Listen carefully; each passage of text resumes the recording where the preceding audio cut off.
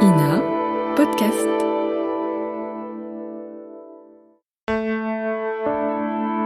Ina Podcast.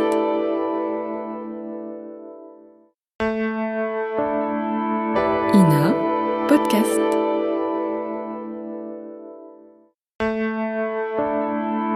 Ina Podcast.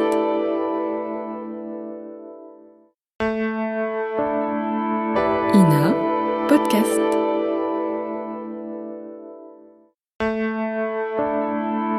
Ina Podcast.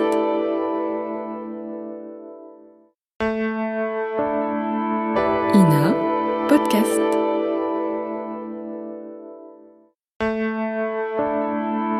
Ina Podcast.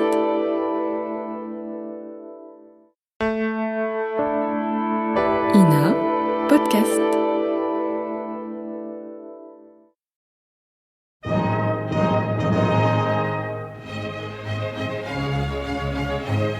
Bon baiser de partout. Une émission secrète de...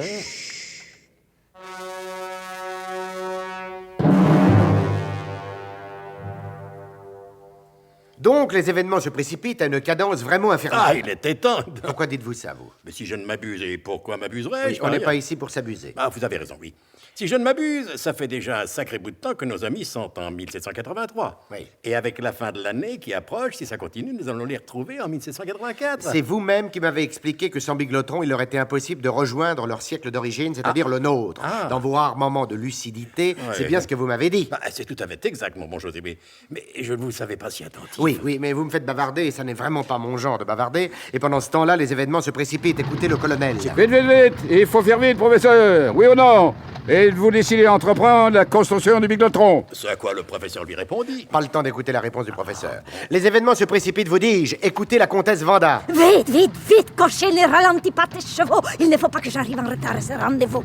Vers quel rendez-vous courait la comtesse Vanda Vodka-Milkevitch, veuve du général comte Alexis Vodka-Milkevitch, et née... Pas le temps, on verra plus tard. Écoutez ce que disait de son côté mademoiselle Trouscott. Vite, vite, vite, vite. Il faut que j'aille vite, vite, vite, vite à ce rendez-vous. Vite, vite, vite, vite, vite. C'est pour la France. Vers quel rendez-vous, mademoiselle? Pas le temps. Oh, mais j'y songe.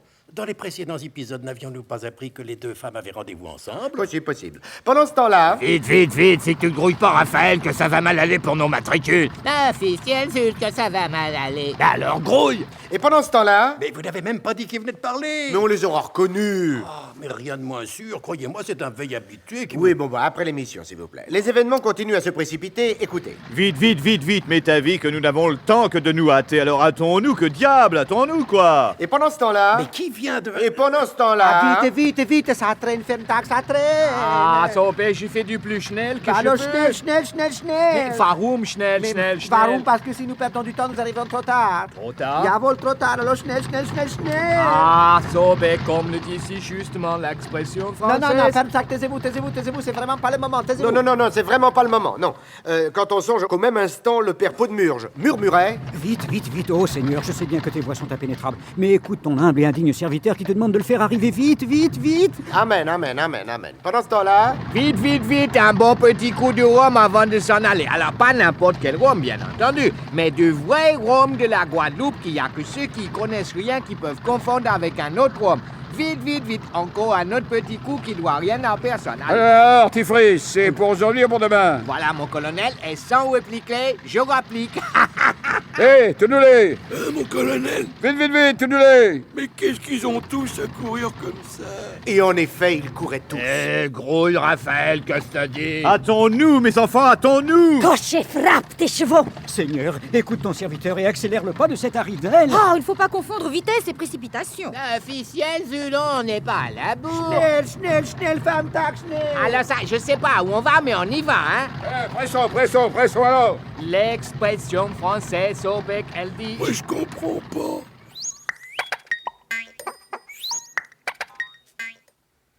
Écoutez, José, je sais bien que les événements se précipitent, mais enfin, pourquoi ne pas dire où ils vont? Sincèrement, je ne comprends pas. Oui, ça c'est le point de vue d'Albert Tunoulet. Eh bien, il n'a pas tort, ce garçon. Peut-être. Où allait-il? Je ne vous le dirai pas pour le moment.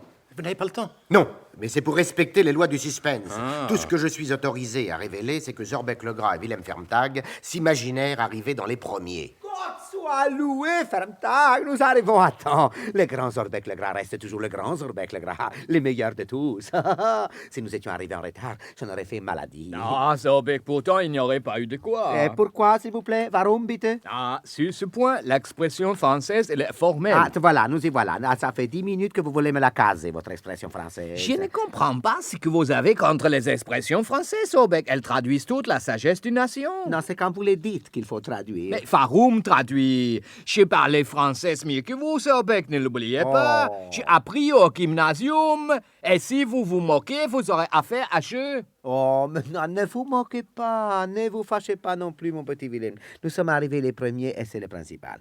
Et pour vous prouver ma bonne volonté, mon immense mansuétude, d'abord, je vous embrasse là, au-dessus de la cicatrice. Voilà. Et ensuite, je vous dis que je suis tout prêt à écouter votre expression typiquement française. Ah! Je me suis trompé. Déjà?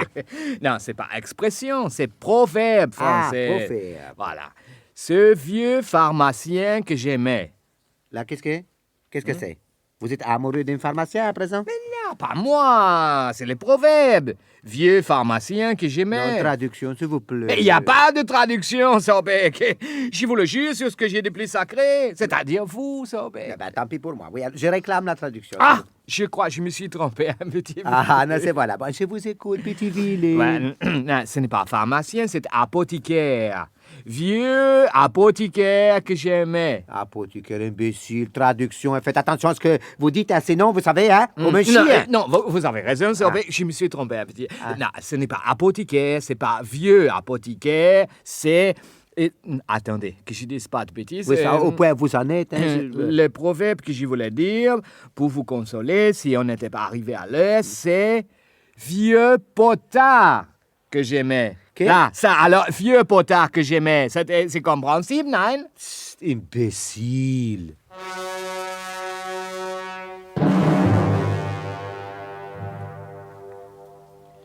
En dépit des apparences, Zorbeck Legras et Willem Fermtag sont-ils bien arrivés les premiers à ce rendez-vous? Et quel est ce rendez-vous? Si les événements ne se précipitent pas trop vite, il se peut que nous vous le révélions Noël au cours des tout prochains épisodes de notre grand feuilleton de suspense et d'espionnage. Bon baiser de partout! C'était Bon baiser de partout. Une émission secrète de... Pierre Dac et Louis Rognoni. Décryptage et mise en code, Jean-Wilfried Garret.